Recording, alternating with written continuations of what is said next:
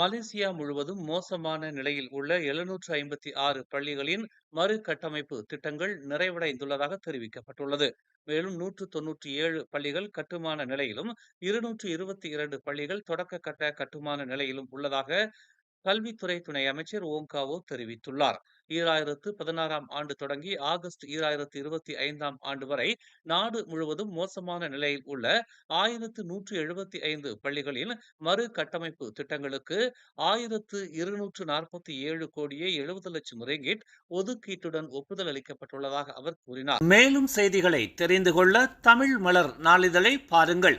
உடனுக்குடன் செய்திகளை தெரிந்து கொள்ள தமிழ் மலர் இணையதளம், தமிழ் மலர் செயலி மற்றும் மலர் டிவி யூடியூப் சேனலை வலம் வாருங்கள். எங்களோடு இணைந்திருக்க மலர் டிவியை பதிவு செய்து கொள்ளுங்கள். உறவுகள் மகிழ்ந்திட விருப்பம் மற்றும் பகிர்வு சேவையை சொடுக்கிடுங்கள்.